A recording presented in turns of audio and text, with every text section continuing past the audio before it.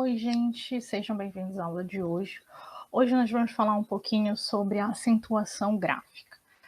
Eu costumo dizer que há duas maneiras de nós aprendermos a acentuar as palavras.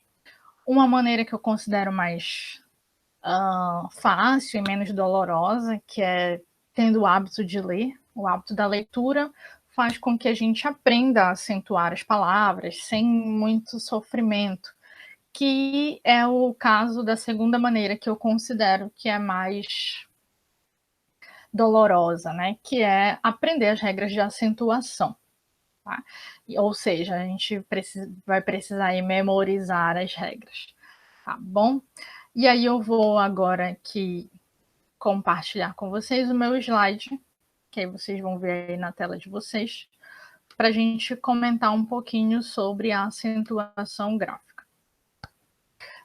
Lembrando que quando a gente fala de acentuação, eu vou precisar aí de alguns conceitos, que vocês relembrem alguns conceitos, que são conceitos que com certeza vocês já têm, né? Acredito que são conceitos básicos, a gente aprende quando a gente ainda está no fundamentalzinho, digamos assim, né? Que são os conceitos das palavras proparoxítonas, paroxítonas e oxítonas. Lembrando que a gente tem regras para esses três casos, mas a gente vai ter regras também para, no caso, a gente vai precisar de alguns outros conceitos, porque nós vamos ter regras para os ditongos, hiatos e palavras monossílabas. Então, ao todo, a gente vai precisar aí de pelo menos uns 6 conceitos, mas a gente vai relembrando à medida que a gente for passando, tá bom? Lembrando que as palavras proparoxítonas, por exemplo, elas são palavras que têm a sílaba tônica é a sua antepenúltima sílaba. A gente conta sempre de trás para frente, ó. Última, penúltima e antepenúltima, tá? É importante também, é bom lembrar que é importante a gente saber separar as sílabas, que também é um conhecimento bem básico da língua portuguesa, a gente aprende ainda quando pequeno. É claro que tem algumas sílabas que são mais complexas, porque tem mais consoantes, né? Enfim, mas de modo geral eu acredito que seja bem simples esse processo de separação silábica. Certo? É importante lembrar também que nem toda palavra, quando a gente fala aqui de acentuação gráfica, que são os acentos, né? Os sinais gráficos que marcam a acentuação das palavras. E eles são. A gente tem 3 acentos em língua portuguesa, isso é importante lembrar. O acento agudo, tá? Que é esse sinalzinho aí do século, tá? A gente tem o acento circunflexo, que é aquele conhecido como chapeuzinho, né? Que a gente aprende normalmente o chapeuzinho. E a gente tem o acento grave, que muita gente conhece como crase, mas na verdade o nome do acento é acento grave. Aí vocês podem me perguntar, mas Thaisa, e o tio? O tio não é acento? Eu vou com certeza, em alguns momentos, fazer algumas frustrações com vocês, ou para vocês, né? Porque a primeira delas vai chegar agora. O tio não é acento grave. Tá? Eu não sei como é que essa coisa se espalha, mas o tio não é acento gráfico. Tá? O tio é marca de nasalização. E como tu pode provar isso pra gente, Thaisa? Bem, eu posso provar dizendo o seguinte, que em língua portuguesa não existe nenhuma palavra que tenha mais de um acento gráfico, tá? E aí a gente pensa, por exemplo, na palavra órfão, que tem o acento agudo no O e o tio no A lá no finalzinho, né? Aí vocês podem dizer, não, mas e aí? Como é que tu fala? Se tu falas que não, em português não tem nenhuma palavra que tem mais de um acento, como é que se explica a palavra órfão, por exemplo? Bem, simples. O tio não é acento. O tio é marca de nasalização. Ele só vai indicar que parte do som vai sair pelo nariz ao você expressar esse fonema. Simples assim, sem muita dificuldade, tá bom? E aí, por exemplo, a gente vai ter Antes de eu continuar, é importante lembrar também que acento gráfico é diferente de acento tônico. Isso a gente pode constatar, por exemplo, aqui na palavra parede, que é uma palavra paroxítona, em que a sílaba tônica, ou sílaba mais forte, tá, gente? Ela é a penúltima, última, penúltima. Percebam que ela tem acento tônico, tá? Porque o E é uma sílaba forte, é uma sílaba tônica, essa palavra tem acento tônico, mas não tem acento gráfico, tá bom? Lembrando, voltando só para lembrar, acentos gráficos em língua portuguesa. Acento agudo, acento circunflexo e acento grave, tá bem? E nas palavras oxítonas, nós vamos ter a sílaba tônica, que é a sílaba mais forte, vai ser sempre a última, tá? E lembrando também que aquelas sílabas que não são tônicas, tá? Normalmente a gente tem uma sílaba tônica em uma palavra, tá? Apenas uma. Há palavras monossílabas que não são tônicas, a gente chama de monossílabos átonos, tá bom? E aí, nesse caso, a sílaba que não é tônica é átona, tá? Vale lembrar também uma outra lembrança, uma outra informação importante, é que quando a gente se refere à separação silábica em língua portuguesa, é bom lembrar também que toda sílaba tem uma vogal, tá? O centro da sílaba em língua portuguesa é uma vogal. Não existe sílaba em português sem vogal, tá bem? Muito bem, vamos passar. A gente vai começar pelas regras das proparoxítonas, que é a regra mais fácil. A acentuação das proparoxítonas é a mais fácil porque todas as proparoxítonas são acentuadas, tá? Então, toda palavra que é proparoxítona tem acento. Aí você pode perguntar assim, mas Thaisa, como é que eu vou saber se o acento é agudo ou se o acento é circunflexo? Aí vai pela questão do ouvir, tá? É a fonética que vai te dizer se esse acento vai ser agudo ou se esse acento vai ser circunflexo. Se o som for aberto, como matemática, percebam que o A é aberto, então a gente vai ter o acento agudo, tá? Se a gente tiver um som fechado, pêssego, não é pêssego, é pêssego, percebam. Nesse caso, a gente vai ter o acento circunflexo, que é o famoso chapeuzinho lá, como algumas pessoas aprendem quando são crianças, tá bom? E aí a gente tem a acentuação das paroxítonas, né? A gente tem um quadro para facilitar para vocês. Esse quadro, eu vou mostrar aqui como é que funciona ele. A gente vai ter assim, as paroxítonas que têm essas terminações, elas vão ser acentuadas.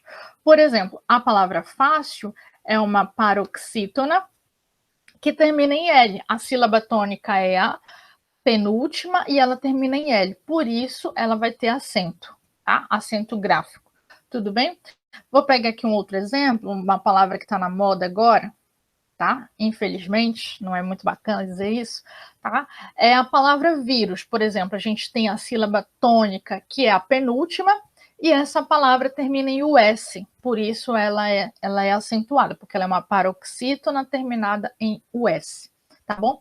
E a gente tem um outro detalhe aqui, ó, que são os ditongos orais, que a gente vai ver daqui a pouquinho, o que seria esse ditongo, tá?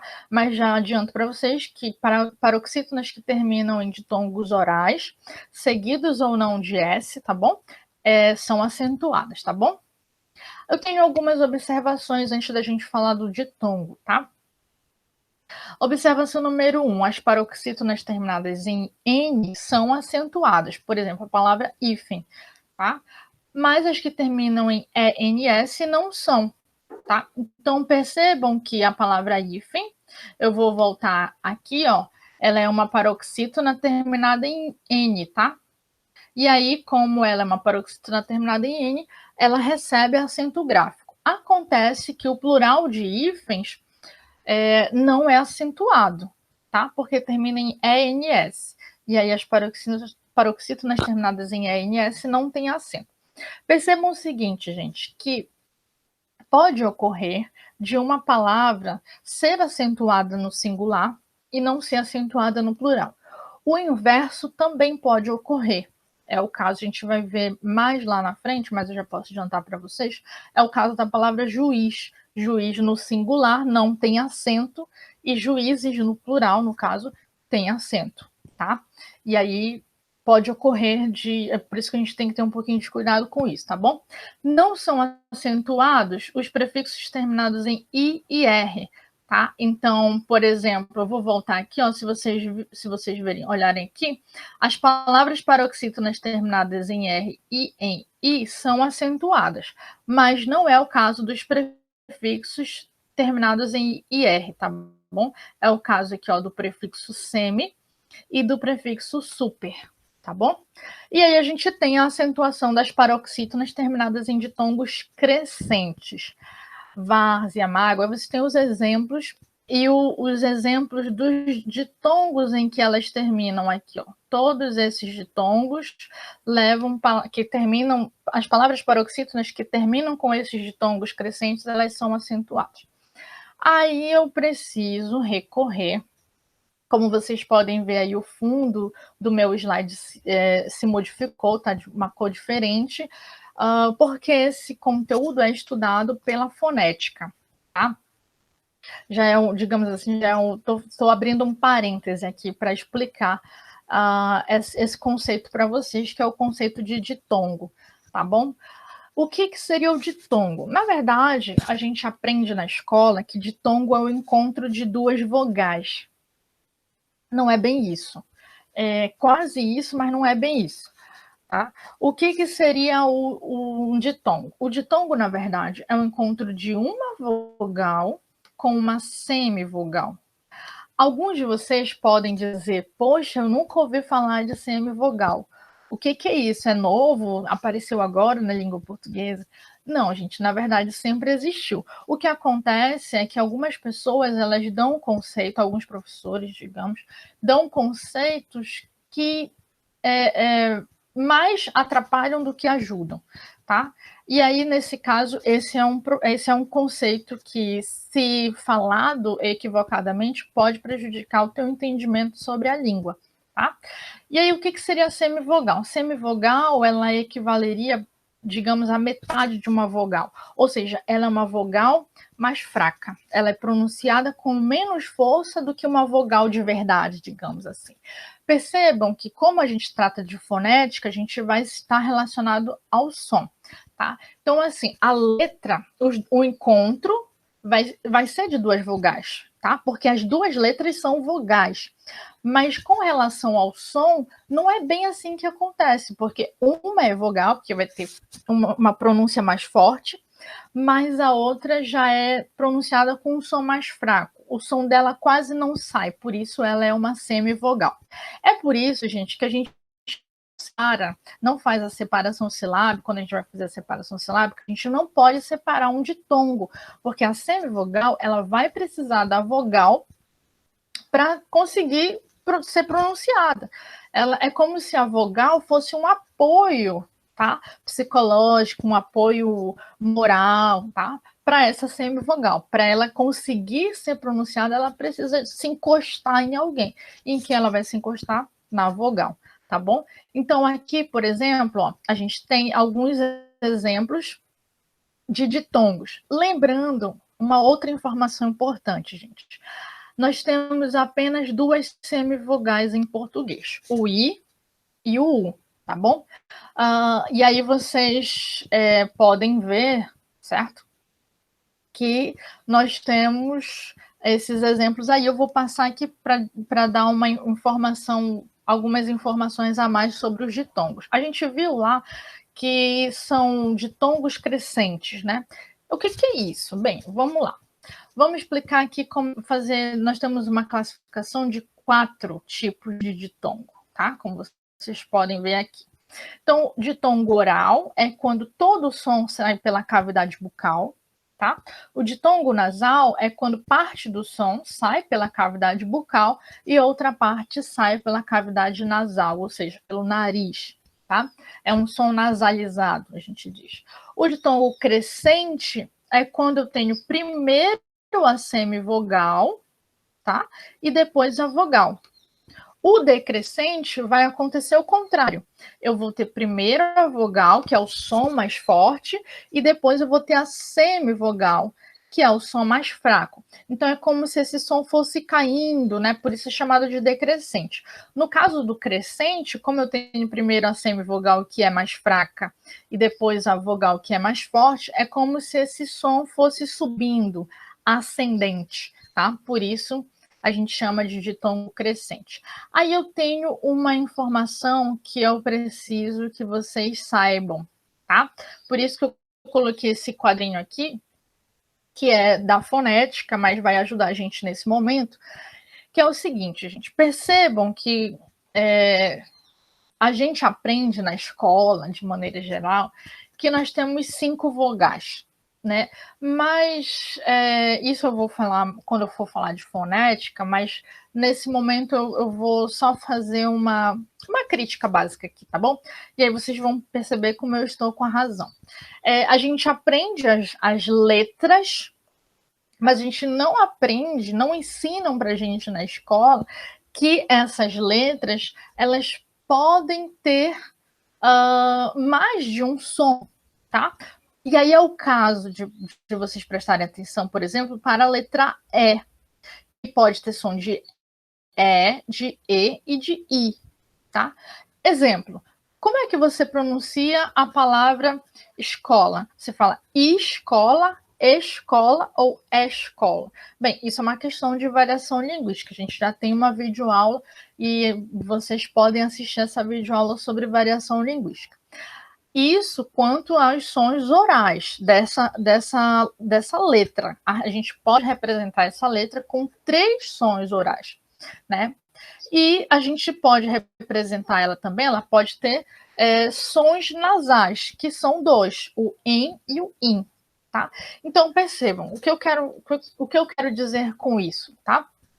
É que, por exemplo, eu disse para vocês, né, que nós temos 2 semivogais em língua portuguesa, o i e o u. Aí eu vou voltar aqui só para fazer uma pergunta para vocês. Vou voltar aqui, ó. Thaisa, tu falaste que a gente vai ter no ditongo uma vogal e uma semivogal, certo? Certo. Aí tu falaste também, Thaisa, que semivogal só é i e u. Beleza. Cadê a semivogal da palavra pão?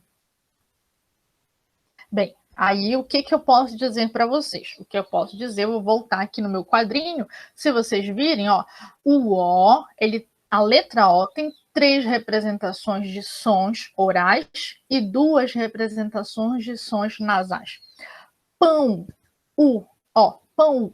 Esse O, na verdade, não é um O, ele é um U.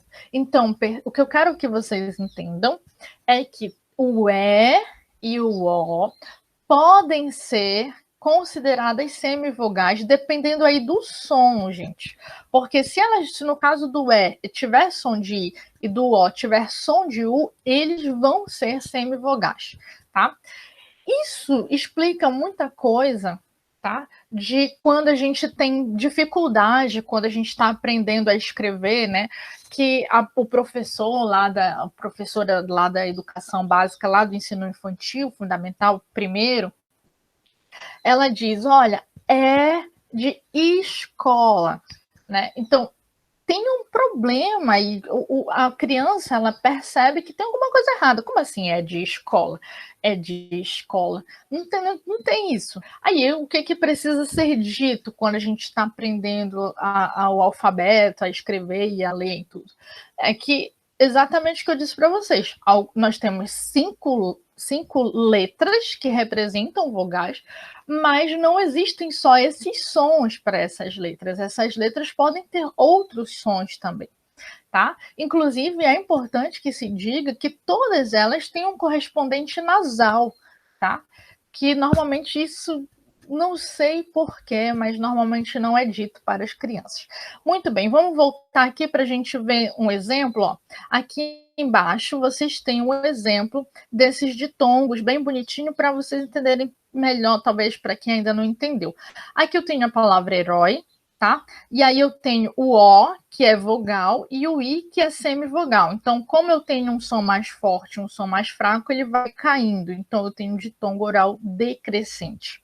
Aqui eu tenho o I e eu tenho o A, semivogal, vogal, eu tenho um som mais fraco, um som mais forte, então ele vai crescendo, por isso ditongo oral crescente, tá? Na palavra mamãe, perceba o que eu já expliquei para vocês, esse vai ter som de I, por isso eu tenho a vogal e eu tenho a semivogal, tá?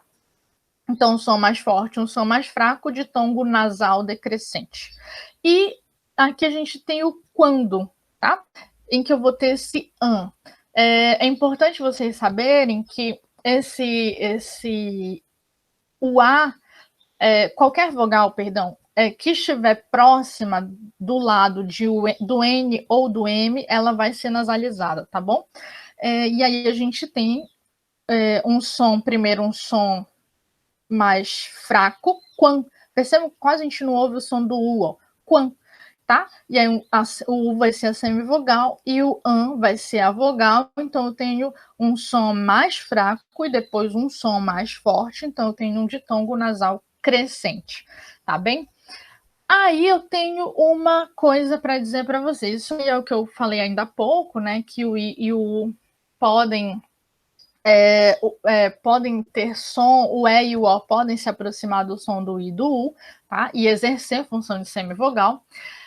E eu vou voltar aqui antes da gente falar do tritongo, tá? Só para a gente observar aqui, ó, essa palavra aqui, essa palavra gênio.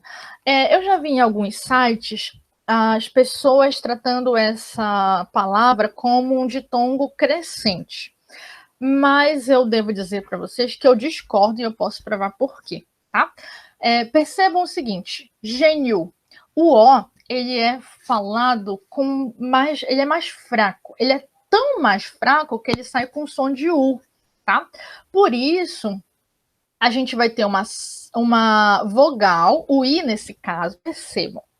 Thaisa, tu falaste que o I e o U vão ser semivogais. Falei, mas nem sempre. Se ele tiver do lado de uma outra, no caso, ele é vogal, nesse caso aí, e está do lado de uma semivogal, porque ela é pronunciada com menos força, tá? Nesse caso, o I vai ser vogal, tá? E o O vai ser semivogal, um som mais forte, um som mais fraco. Por isso, esse ditongo é um ditongo decrescente, tá bom? E aí, percebam que nem sempre a gente não pode generalizar, tá bom, gente? Não pode dizer assim, olha, sempre o I e o U vão ser semivogais. Não, eu estou dizendo que existem duas semivogais, não estou dizendo que elas vão ser sempre semivogais. E a palavra gênio é uma prova disso, entre outros exemplos que a gente pode ter aí, tá bom? Vamos falar aqui um pouquinho do tritongo. Bem, se você percebe que a gente já sabe o que é uma semivogal, já melhora um bocado para a gente saber que o tritongo, na verdade, não é um encontro de três vogais. Não, na verdade, a gente vai ter um encontro de duas semivogais que vão estar, digamos assim, na periferia, e a vogal que vai estar no centro. Ela vai estar entre essas duas semivogais. Assim como os ditongos, os tritongos podem ser orais, tá? Aí vocês têm os exemplos aqui, e eles podem ser também nasais, tá? Outro exemplo que vocês têm aqui, outros exemplos, tá bom?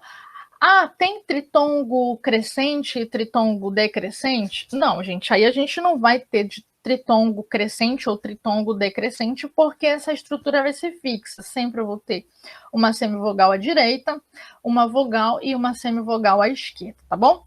Muito bem, vamos passando aqui, a gente vai chegar no hiato, que já melhora um bocado também quando a gente sabe que o hiato, sim, é o encontro de duas vogais, diferente do ditongo, que é o encontro de uma vogal e uma semivogal. E por quê? Como uma é semivogal e é fraca, eu não posso separar essas duas vogais, digamos, essas duas letras que representam vogais, tá bom? Por quê? Porque no hiato, nesse caso aqui, no hiato, a gente vai separar essas duas vogais, porque sim, elas são vogais, ambas são pronunciadas com muita força, elas têm força suficiente, é como se elas dessem choque, se elas ficassem juntas na mesma sílaba. Então, a gente precisa separá-las, tá? Porque elas são fortes, elas têm força suficiente para estarem independentes, cada uma na sua sílaba, tá bom? Aí é exatamente essa diferença entre o ditongo e o hiato. Por isso que as pessoas dizem assim, a diferença entre o ditongo e o hiato é que o ditongo não separa e o hiato separa. Não é bem isso, a gente viu que não é só isso. Sim, no ditongo não pode separar e no hiato sim, tem que separar.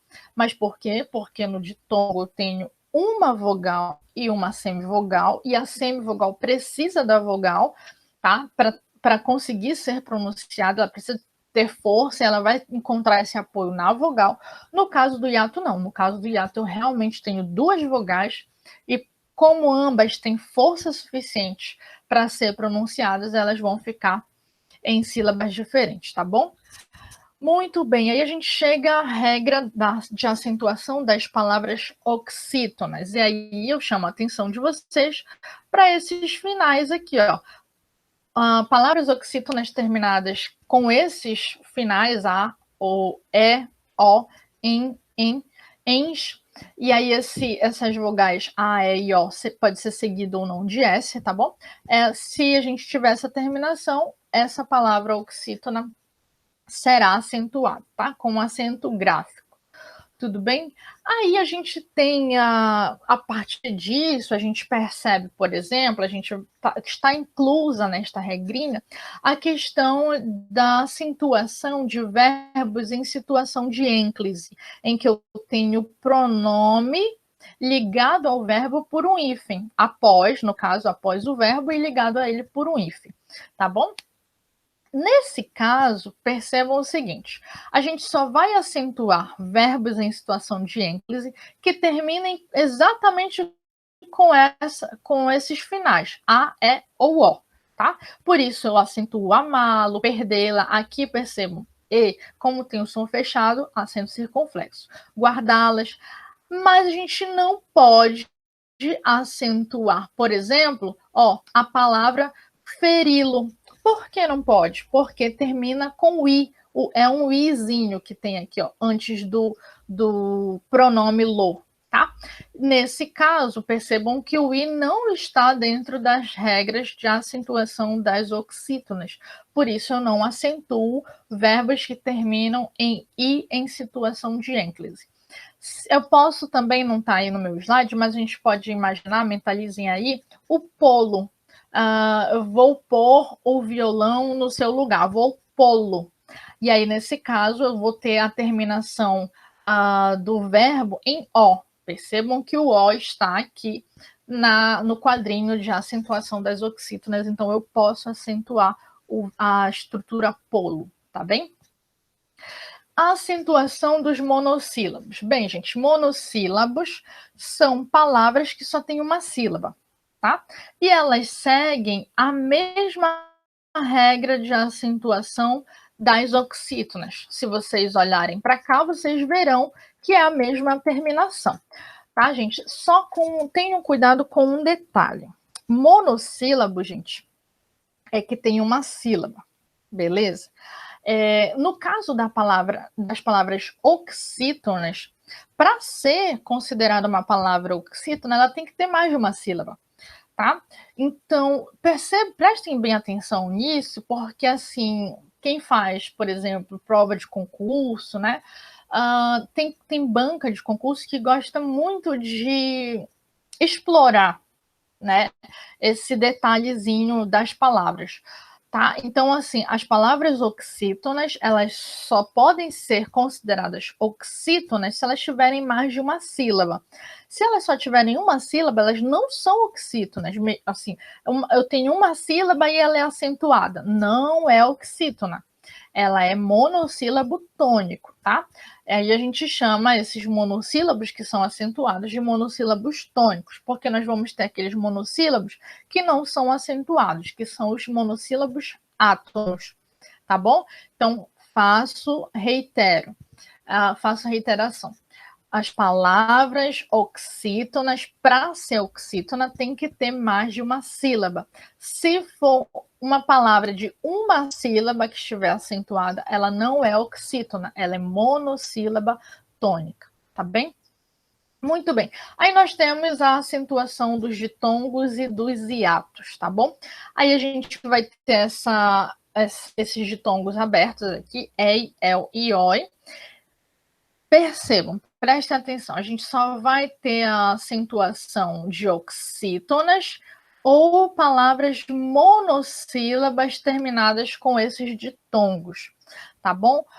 Por que estás fazendo essa observação, Thaís? Porque a partir da reforma ortográfica, a gente não vai mais acentuar palavras oxítonas, perdão, paroxítonas, com esses mesmos ditongos. Então, a gente não acentua mais as paroxítonas, tá? E as oxítonas e monossílabas permanecem com acento, tá? Nesses ditongos. Aí eu vou chamar a atenção aqui, a gente vai ter uma aula de reforma ortográfica, que a gente vai falar um pouquinho, mas aí eu chamo a atenção aqui, ó, para divisão silábica da palavra ideia, tá? Eu tenho I, dei, a, tá? E aí, ó, percebam que essa palavra é uma palavra paroxítona, tônica está aqui, dei, tá? E ela tem um ditongo aberto, que é o ditongo ei. Só que com a reforma ortográfica, as paroxítonas com esses ditongos abertos, ei, el e oi, não são mais acentuadas. É importante fazer essa observação da divisão silábica, porque às vezes a gente fala, porque essa paroxítona não tem mais acento por causa da reforma ortográfica, mas a gente não entende por que ela não tem mais acento. Como assim ela é paroxítona? Bem, ela é paroxítona porque se a gente fizer a divisão, ó, aqui jiboia, a. Percebam que esse a do final, ele fica em outra sílaba, tá? E nunca, jamais separar o O e o I, nesse caso aqui, do ditongo, e e o I, tá? Porque a gente não separa de ditongo, lembra que a semivogal precisa de alguém para que ela precisa de alguém para se apoiar, para ela conseguir ter som, para o som dela conseguir sair, tá bom? Muito bem, a gente chega na regra de acentuação dos hiatos, tá? I tônico e U tônico, quando formam o hiato com a vogal anterior, eles vão ser acentuados, mesmo que eles estejam sozinhos ou acompanhados de S. Só nessa situação, sozinho ou acompanhado de S, tá bom? É o caso aqui, por exemplo, ó, se a gente for separar aqui, vai separar bem aqui, ba-u, tá? O U vai formar hiato com a vogal anterior, mas ele vai se acentuar porque ele está sozinho na sílaba, certo? Por isso ele leva acento. No caso aqui de egoísta, percebam, o I forma hiato com o O, que é a vogal anterior, tá? Porque são duas vogais e elas ficam em sílabas separadas, tá? Só que nesse caso ele está seguido de S. Não tem problema nenhum se ele estiver seguido de S. Sozinho ou seguido de S, tá bom? Se ele estiver seguido de L, M, N, R, Z ou NH, ele não é acentuado, mesmo que esteja formando um hiato com a vogal anterior. Sejam tônicos e estejam formando hiato com a vogal anterior. Se eles estiverem seguidos dessas consoantes ou desse dígrafo NH, não recebem acento, tá bom? Aí vocês têm os exemplos, aí é só vocês dividirem as sílabas que vocês vão perceber isso. Aí você pode pensar assim, mas Thaisa, eu vou chamar a atenção aqui para o caso da palavra juiz, tá? Percebam, ó, eu vou dividir aqui, a gente divide as sílabas juiz, beleza. Nesse caso, o I não recebe acento porque logo ele não está sozinho na sílaba. Ele está seguido de Z. E se tiver seguido de Z, ó, não pode. tá? Ah, Thaís, e no caso da palavra juízes? Bem, gente, no caso da palavra juízes, quando a gente vai fazer a separação silábica, o i vai ficar sozinho na sílaba, tá? Ele vai ficar sozinho, por isso ele é acentuado, porque ele está sozinho, ele não está mais seguido de ninguém, tá bom? Percebam que o que a gente está levando em consideração não é a palavra toda, mas a sílaba em que essa vogal tônica forma hiato com a anterior. Tudo bem? Ficou claro isso aí?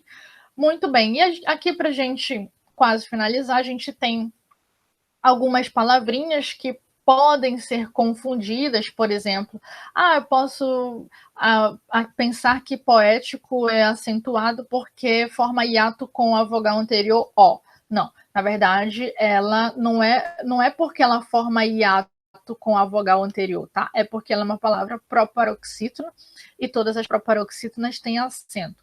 A palavra boêmio é acentuada porque ela forma hiato com a vogal anterior. Não, na verdade, ela é acentuada porque ela é uma paroxítona terminada em ditongo crescente. E a gente tem a palavra jaó. Ela é acentuada porque forma hiato com a vogal anterior. Não, ela é acentuada porque ela é uma oxítona terminada em ó. Tá bem? Para a gente finalizar, a gente vai falar um pouquinho rapidamente aqui, mas que a gente vai falar melhor e explicar melhor na próxima aula, que a gente vai falar vamos falar da reforma ortográfica, tá? Mas já posso adiantar para vocês que alguns acentos diferenciais não perderam não perderam esse acento, né? Palavras aí, essas palavras que têm acento diferencial, alguns não caíram, tá bom? Que é o caso de pôde, que indica passado, e pode, que indica presente. Esse acento diferencial permanece. Também de por verbo, tá? E por preposição. Para diferenciar essas duas palavras, esse acento permanece, não caiu. Assim como dos verbos ter, vir e derivados, tá bom? Por exemplo, quando a gente usa o verbo ter e o verbo vir, percebam, no singular, eles não têm acento, tá? Se eu digo ele tem uma mala. Nesse caso, como o sujeito é singular, está no singular, o verbo fica no singular e a marca desse verbo para provar que ele está no singular é a ausência de acento, tá bom?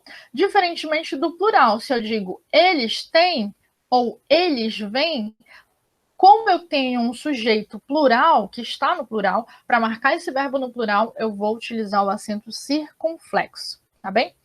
No caso dos derivados de ter e vir, como, por exemplo, manter, derivado de ter, e intervir, derivado de vir, tá? Mas existem outros, esses são 2 exemplos apenas só para ilustrar. A gente vai fazer o seguinte, no singular a gente vai usar acento agudo, ele mantém, e no plural a gente vai usar acento circunflexo, eles mantêm, tá bom? Espero que tenha ficado claro para vocês, que vocês tenham entendido legal, que a minha explicação tenha algum efeito, tá bem? E aí a gente tá por aqui. É isso. Espero que vocês tenham gostado, que vocês tenham aprendido um pouco de acentuação gráfica, de como acentuar as palavras, tá bem? Beijos para vocês. Até mais.